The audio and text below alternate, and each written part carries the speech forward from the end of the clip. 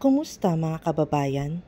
Ako po si Raquel Tamayaw at ngayon, pag-uusapan natin ang isang salitang humuhubog sa buhay nating lahat, ang globalisasyon. Para sa Pilipinas, ang globalisasyon ay hindi bago. Ito ang nagbigay daan sa pag-usbong ng ating mga bagong bayani, ang ating mga OFW, at sa paglago ng industriya ng BPO. Hindi natin maitatanggi, nagbigay ito ng trabaho, nagpalakas sa ekonomiya at nagdala ng modernisasyon sa mga syudad.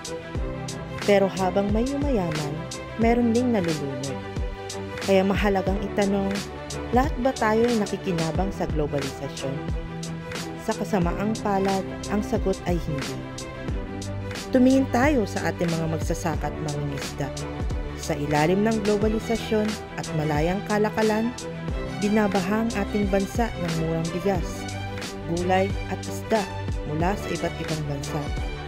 Paano lalabanan ang ating maliliit na magsasaka na wala pang sapat na irigasyon, walang modernong teknolohiya at kulang sa farm-to-market roads? Hindi sila makakatulong sa kompetisyon. Ang resulta, lumalaki ang hindi pagkakapantay-pantay sa kita. Mayroon tayong BPO manager na kumikita ng global wage at ang ating mangingisda na lumiit ang kita dahil sa pagtaas ng presyo ng bilihin at pagdagsa ng importasyon. Pati ang ating manggagawa sa informal sector ay nahihirapan. Ang globalisasyon ay nagpapataas sa pangangailangan ng high skilled workers habang naiiwang walang boses at walang sapat na proteksyon ng ating mga low-skilled workers. Kailangan natin bumuo ng isang proteksyon at pantalan para sa ating mga sektor na nalulunod sa alon ng pagbabago nito. Hindi natin matitigil ang globalisasyon, pero kaya natin panagutan ang masamang epekto nito. Ito ang tatlong solusyon na dapat natin panawagan. Una, ipatupad ang tunay na modernisasyon ng agrikultura at pangisdaan. Kailangan natin na malaking pondo para sa infrastruktura. Ang farm-to-market roads ay dapat umabot sa lahat para mapababa ang gastos ng mga magsasaka sa paghahatid ng produkto at tumaas ang kanilang kita. Pangalawa, pagsasanay at pagpapalakas sa kasanayan. Ang gobyerno ay dapat mamumunan sa Technical and Vocational Education and Training o TVET na nakaayon sa pangangailangan ng global market. Kailangan natin palawakin ang mga programa tulad ng Sustainable Livelihood Program o SLP ng DSWD at tupad ng DOLE. Hindi lang ito ayuda, ito ay seed capital at training para makapagtayo ng sarili ng negosyo ang ating mga marginalized community. Pangatlo, palakasin ng lokal na kooperatiba at iba't ibang pinagkukunan ng kita.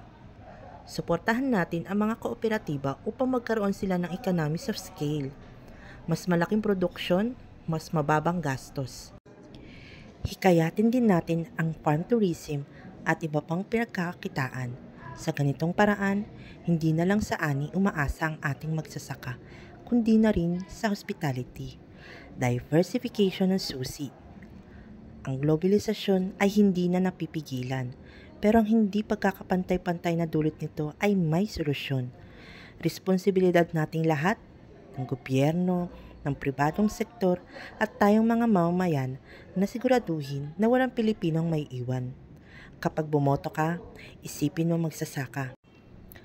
Kapag nagdedesisyon ka, isipin mo mangingisda.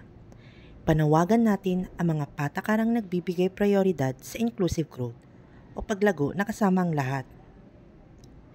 Ano ang sa tingin nyo ang pinakamalaking hamon ng globalisasyon sa inyong komunidad? Mag-comment sa baba, i-like ang video na ito, mag-subscribe at i-share para lumawak ang ating panuwagan.